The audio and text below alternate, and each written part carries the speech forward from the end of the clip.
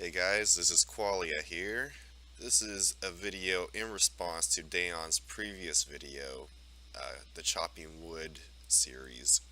And in his video, he was saying why he thought Vulpera would not be a playable race. And he was saying because they added these bones and ear models onto the Vulpera, uh, does not mean that is a playable race because they've done that with previous models. If you want to see what I'm referring to, go ahead and watch his video first.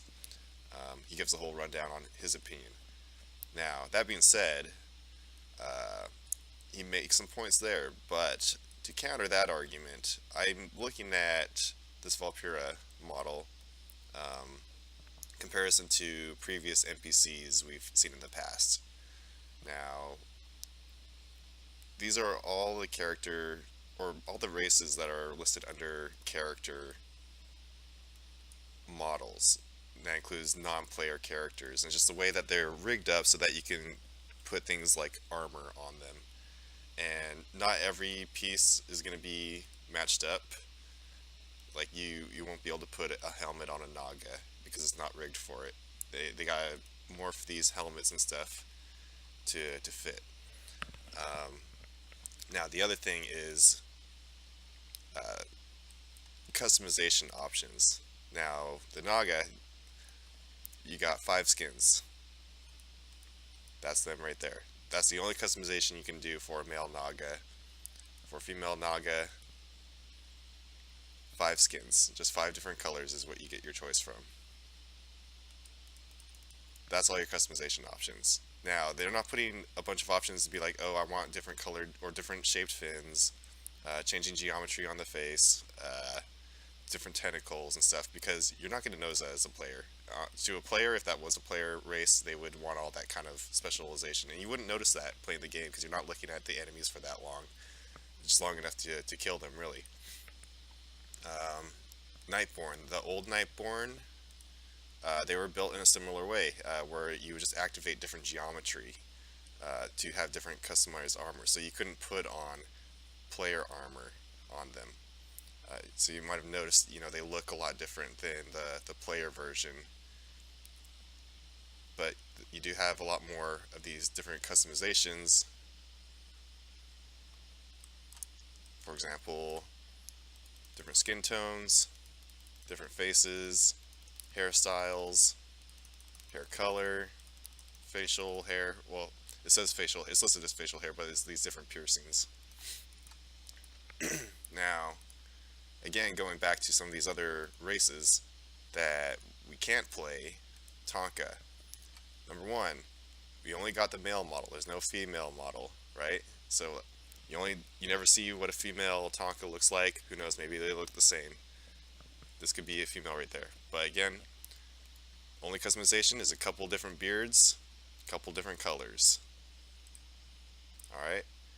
Uh, let's see. Let's go through. Where's another non-player? So, okay, the trolls are maybe the one exception where they do have lots of different versions, variants of a non-player character. So for this one, yeah, you got a bunch of different tusks. So that's a very high amount of customization for a non-player character. Now this again, no female model. Uh, Tusks, hair, face. So this is kind of the exception to the rule of having this amount of customization for an NPC. Now, getting back to the point here, we look at this Vulpera, and if you come across this as an NPC, would you really notice the difference between this one and, say, this one, or that snout, compared to this snout? Like, it's the amount of work that they put into putting this many options into the game for this race doesn't match up with the NPC. The fact that we got 1, 2, 3, 4, 5, 6 different snouts that you wouldn't notice unless it's your own character. You got 6 different faces.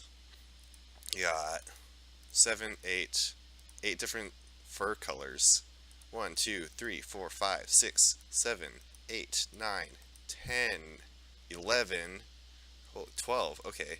Let's just keep going. We got 16 different customized ears. Now, you think they would put that workload into making unique geometry for that many ears for a non-player race? I don't think so. This is just my opinion. Uh, I don't think they would put that much work into a non-player character. But the one thing that gives me doubts on whether this will be a player character or not uh, is the helmet. Now, let me find a helmet name here. Cloaked Hood.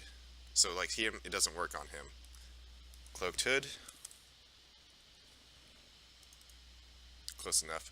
Well, hey, look at this. This actually changed my mind here, because it wasn't working before, but you can put a helmet on this. That means they morphed all these helmets to be able to fit on the Vulpera. Now that's interesting. So I didn't actually know this before I made this video, but that just kind of sold me on the idea that, yeah, this is more than likely going to be a player character. Well, that's it, guys.